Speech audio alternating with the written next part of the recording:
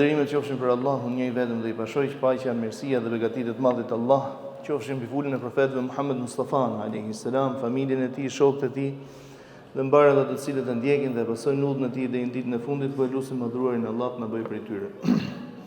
U ndalëm në javën e kaluar pikërisht në marshimin e profetit alayhi salatu wassalam për në Bedër. Tham fillimisht që ai i dërguar i Zotit sallallahu alaihi wasallam nuk kishte për synim luftën. Dhe më drejt dikush do thojë, si nuk kishte për synim luftën, dhe kishte përgatitur domethënë një ushtri prej më shumë se 300 vetëve për t'ia mësyer një karvani. Kishte ardhur urdhri: udhina lil ladina yuqatalun bi annahum zulimu. I është bërë lejuar atyre të cilëve është bërë padrejtësi deri më sot që të luftojnë. Pra kishte ardhur urdhër për një diçka të tillë. Dhe padrejtësitë të cilat i ishin bërë atyre në Mekë, tashmë kishte ardhur çasti që të rikthehej ose të kompensohej diçka prej tyre. E ke parasysh domethënë nëse i ke bërë një padrejtësi dikujt, dhe kjo padrejtësia ka qenë monetare, dhe kthehesh ti tani pas 10 vjetëve për shembull, ose pas 5 vjetëve apo më shumë apo më pak, dhe ja kthen këtij padrejtësinë të cilën i ke bërë. Mendon se u lave me të, ja shlyve gjithçka? Në llogarinë tënde domethënë që 1 + 1 bëjnë 2, i heqim dhe 1 shkon prap 1. Po në llogarinë e atij që ja ke thyr zemrën, mos mendo se mund të barazohesh. Ndaj dhe zullumi nderuarit e mi, domethënë është një ndër veprimet i cili nuk harrohet, nuk mund të shlyhet ai. Dikujt i bëre padrejtësi, domethënë, dhe ti ja ktheva unë, shef ja ktheva prap. Çfarë bën ai? Ç'vlerë ka, domethënë. Kjo është më kërku hallallikun ti. Po jo se u barazove me të, ja ktheve ti domethënë edhe kush e di se çfarë bëre. Ndaj profeti alayhi salatu wasalam thamë që unë nis drejt luginës së Bedrit për t'i prerë rrugën e Abu Sufjanit radhiyallahu anhu. Aq interes të madh kishte nga muslimanët e Medinës, sa përmendëm që pati prej tyre 8 të cilët ishin sot mund të themi domethënë në moshën e adoleshencës, po domethënë ishin thjesht fëmijë. Dhe profeti alayhi salatu wasalam nuk i lejoi, nuk pranoi që ata t'i bashkohen atij, vetëm njërin prej tyre, Mus'ab ibn Abi Waqqas. Mus'ab ibn Abi Waqqas ishte vllai i Sa'd ibn Abi Waqqas radhiyallahu anhu, i cili ishte 15 ose 16 vjeç. Dhe atë profeti alayhi salatu wasalam fillimisht e refuzoi, pra e largoi prej aty. Mirë po duke parë domethënë insistimin e tij, duke qarë i dërguar i Zotit alayhi salatu wasalam e pranoi, dhe ky ka rënë dëshmor domethënë në këtë betejë. Përmendëm një fragment, ose nisëm të përmendim një fragment që është shumë i rëndësishëm, që në këtë betejë profeti alayhi salatu wasalam nuk ka patur asnjë prej jo besimtarëve. Do të thënë të gjithë kanë qenë prej besimtarëve, ndaj dhe folëm diçka rreth vlerës së banorëve ose pjesëtarëve, antarëve të luftës së Bedrit për muslimanëve. Një prej jo muslimanëve, të cilit nuk i dihet emri madje, ose nuk i dihet emri i saktë, një prej jo muslimanëve i bashkohet profetit alayhi salatu wasalam dhe i dërguar i Zotit, ishte dita ku kishte nevojën më të madhe domethënë për mbështetje, i bashkohet profetit dhe ishte luftëtar shumë i Zotit. Profeti alayhi salatu wasalam thotë: "Për çfarë do luftosh ti?" Ka një arsye domethënë se pse je këtu. Tha për trimëri, për treguar trimërinë. Jo, i thot profeti alayhi salam, nuk kam nevojë. Pra ishte dita ku mund të kishte më shumë të nevojë, që është e vërtetë. Jo, i tha, nuk kam nevojë. Thot mirë, po kur i dërguar i Zotit e refuzoi dhe të gjithë muslimanët e dinin edhe nevojën e madhe që kishte në ditë, u befasuan. Pra profeti alayhi salam është edukator, edhe në ato çaste don me tregu që ndihma vjen vetëm prej Zotit. Ne do t'i bëjmë sebebet dhe shkaqjet tona njerëzore, po jo t'i mbështetemi atyre.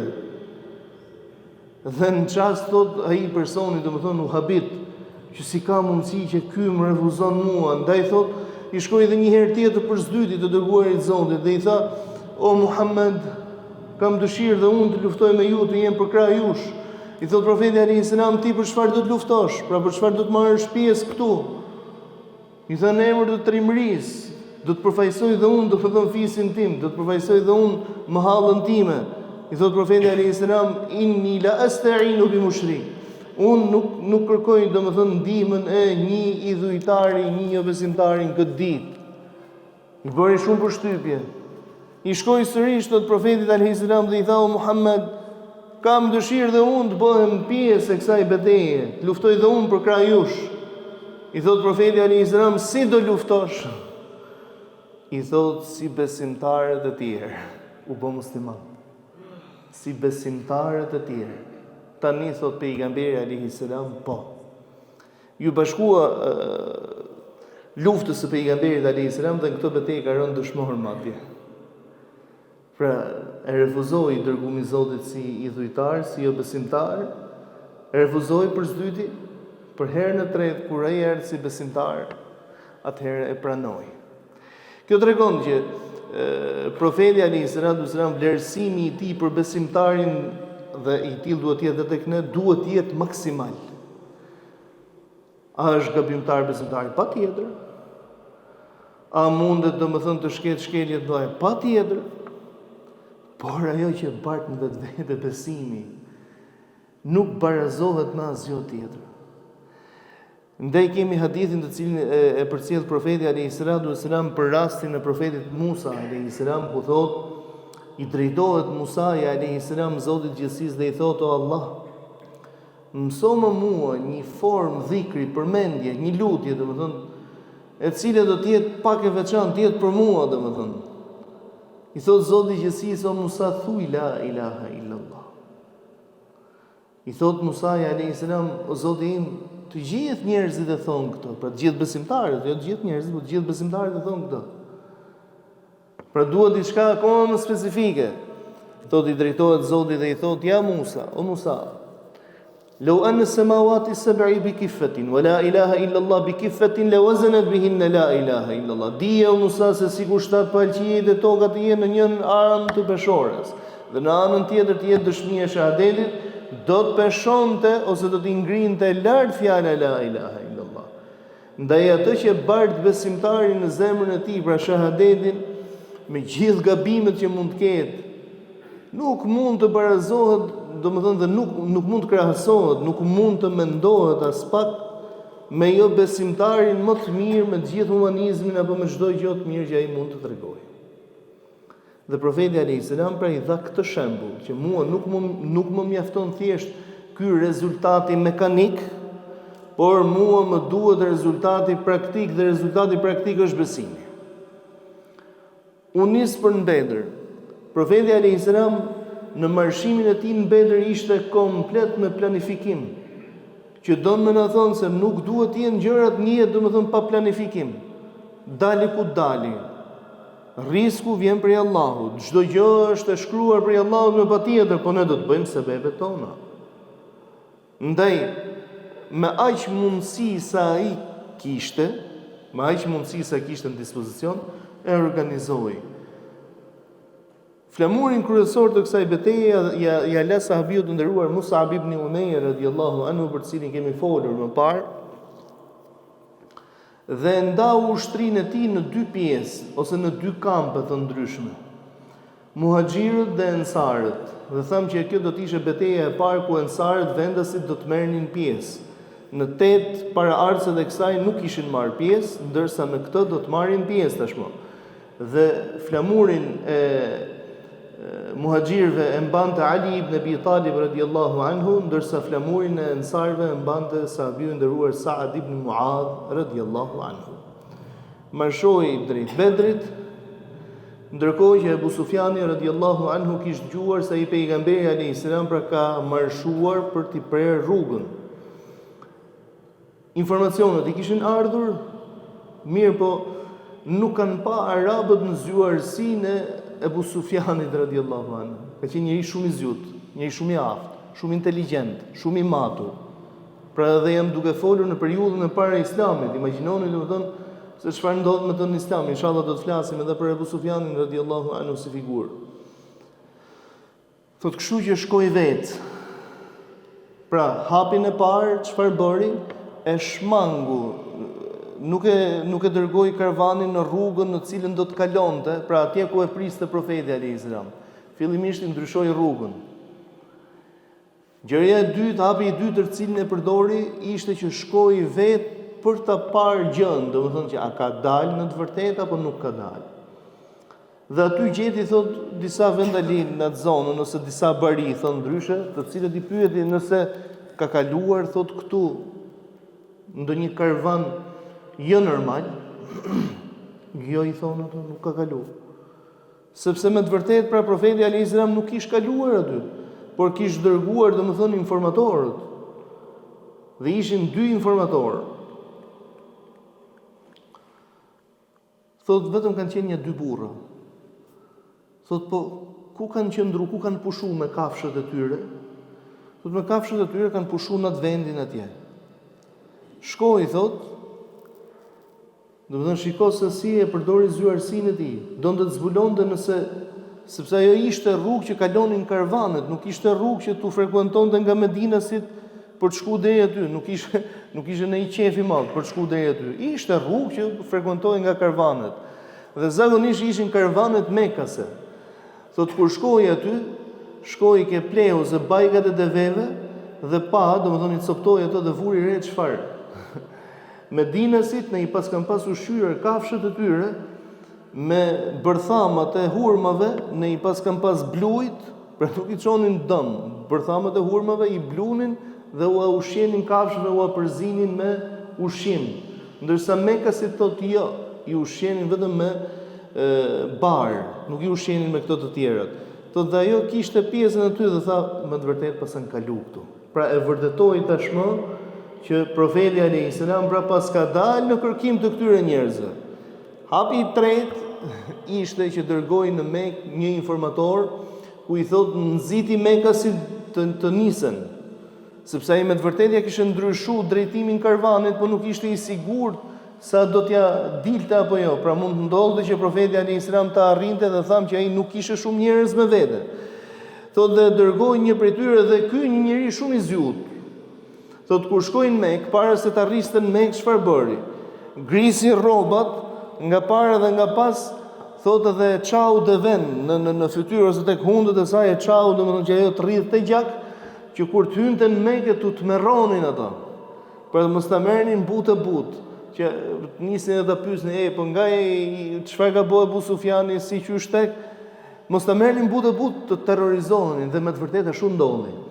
Kur e pan atë në atë gjendje se filloi duke thirrë në qabe me të madhe, o ju kur e ishit, ju hiku pasunia, ju hiku malli, çdo gjë, domethënë kur e pan ashtu, deveja me gjak, ky i grisi, çka nova Muhamedi domethënë ka dalë, nuk e di a do e arrini apo jo. Shikoni se çka ndodh para se ky të vinte të nderumit e mi. Halla e pejgamberit alayhis salam, Atike ka pas emrin, një nga hallat e profetit alayhis salam, shef në ëndër, sikur dikush thriste në malet e Mekës, në Mekka një mal ose një ndër malet kryesorë që quhet Abu Qubays, për shembull mali, një nga më të lartit që rrethon Mekën, dhe thriste thotë dhe thonte, o ju që jeni të përkohshëm, vraponi drejt vdekjes tuaj. 3 ditë kohë keni, vraponi drejt vdekjes tuaj. Thotë dhe e pa, thotë këto, thotë, më të vërtetë e pa 3 herë një ëndër të tillë. Dhe ja tregon vllajt të saj Abbasit radhiyallahu anhu. I thotë Abbasi, thotë mos i flit kujt.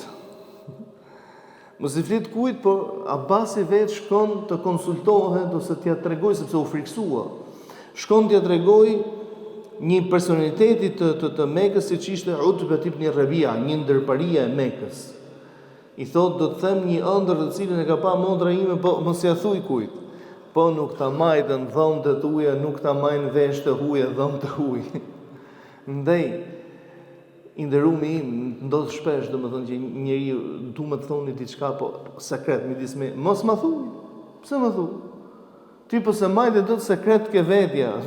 Pse më ngarkon mua që duhet ma ju në ty sekretin? Ti se majtë do të vetë. Dhe ky është parimi. Por njeriu ka nevojë, pra Abasi donte të fliste, por kishte edhe frikë.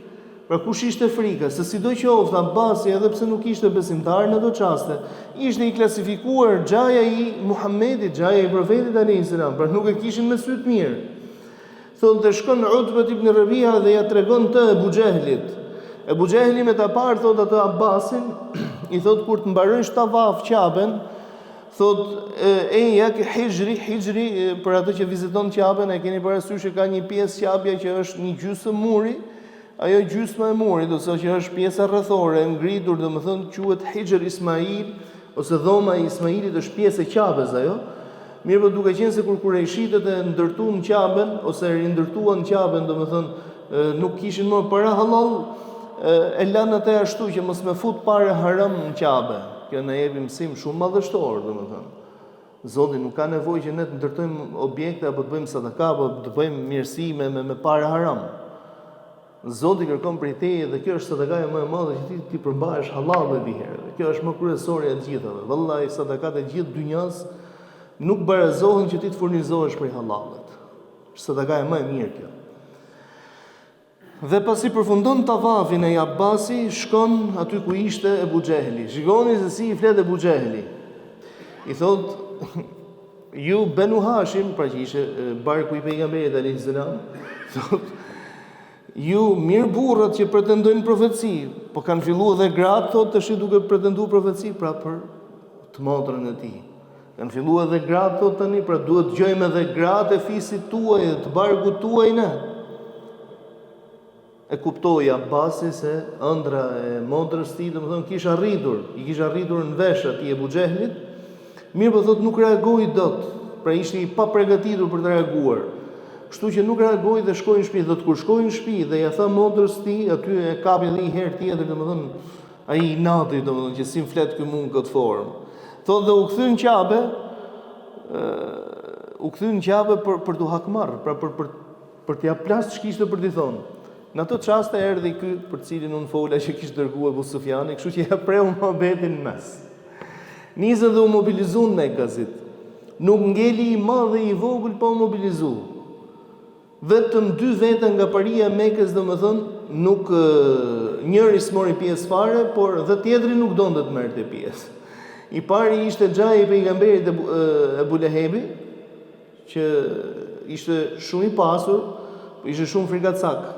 Në jetën e tij është shu si frikacak. Thot dhe i dyti ishte Umayjet ibn Khalaf. Umayjet ibn Khalaf ose personi i cili torturonte zotnin ton Bilalin radhiyallahu anhu. Umayjet ibn Khalaf e kam përmendur dhe më parë, kishte shoqëri dhe miqësi të madhe me sahabiun e nderuar Saad ibn Muadh.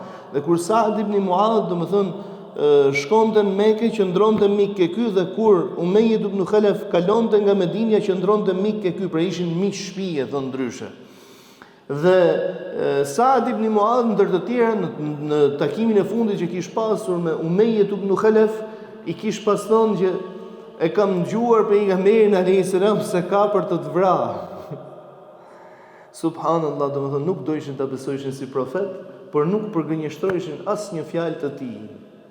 Sepse e kishin konsideruar gjithmonë, e kishin thritur besniku dhe kurrë nuk kishin vërtetuar dhe nuk kishin hetuar dhe nuk kishin gjetë ndonjë gënjeshtër tek pejgamberi alayhis salam.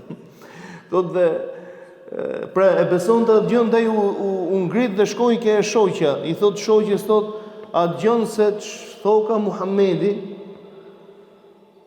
tani kur u thritën për në luftë, Ebu Lehebi, çfarë bëri Ebu Lehebi? Ebu Lehebi jepte parë me fajde. Po me u justifiku, tash si me u justifiku që mos më shku në betejë? Sepse domethënë nuk i kishte lënë më gjë vetes ti. Si me u justifiku, thot, një person i kishte një borxh shumë të madh, kamat. Ebu Lehebit i thot atij, thot, shkon në vend tim se ti kam fal gjitha. Por e thot ai, si ishte shumë e madhe, kupton, si vlerë ishte shumë e madhe. Shkon në vend tim, thot, se ti kam fal gjitha. Po thot ai, thot, shkoj.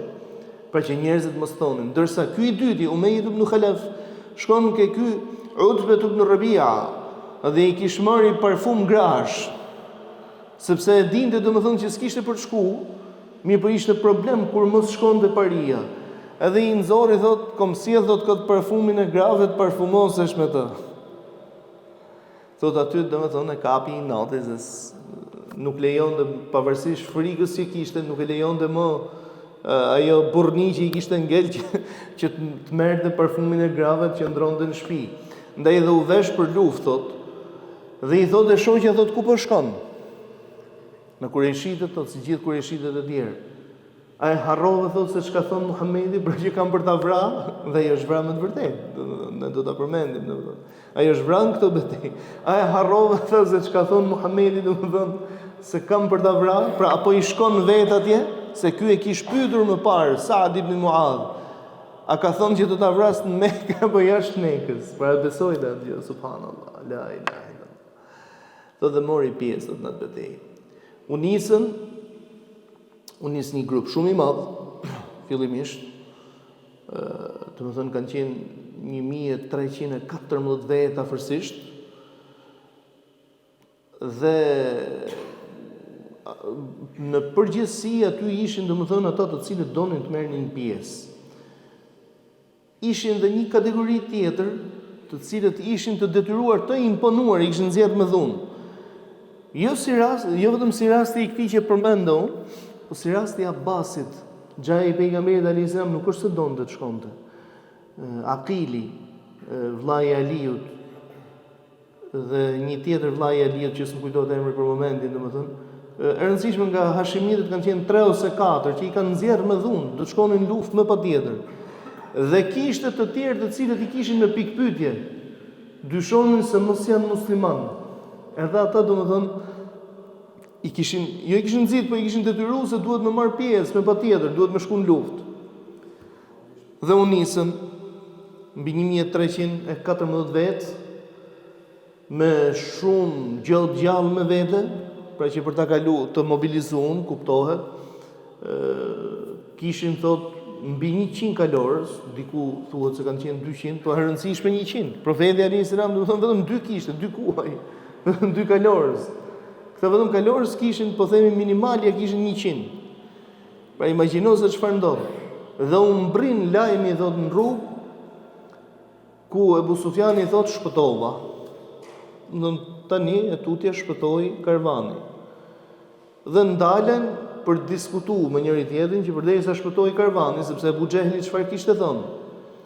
Se mos kujton Muhamedi se do të jetë ky karvan si karvani i Nakhlas, ajo që unë përmenda domethënë betejë e Nakhlas ose betejë e parë ose vrasja e parë që ka ndodhur në një përballje midis ushtrisë së pejgamberit në drejtimin e Abdullah ibn Jahsh, se mos ka kujtuar se do të jenë të gjitha të tilla, ne do i tregojmë vendin që i takon. Dhe kur ndodhi kjo gjë, nisën diskutimet që ta lejmë këtë muhabet, se domethënë ne çfarë na intereson te karvani. Ne intereson te karvani, disa thanë që duhet të vazhdojmë, disa të tjerë thanë nuk është e rëndësishme të vazhdojmë, ndaj dhe u kthyen, mbi 300 prej tyre u kthyen. Se thonë nuk është se kemi ndonjë dëshirë të madhe për luftë. Meqense se malli jon domethënë shpëtoi, ç'po na duhet lufta tani. U kthyen. Ndërsa një pjesë tjetër të cilët dëshironin domethënë të kthehenin, nuk i la rahat domethënë Abu Xehli me shok, duke u thënë që po pse kaq frikacak jeni ju që të përballeni me Muhamedit. Dhe vazhduan rrugën për në Bedër. Po se çfarë ndodhi, se si u përballën, se si do të ishte kjo betejë, përgatitja e pejgamberit alayhis salam, pozicionimet e ndryshme, për këtë inshallah do të flasim në javën e ardhshme.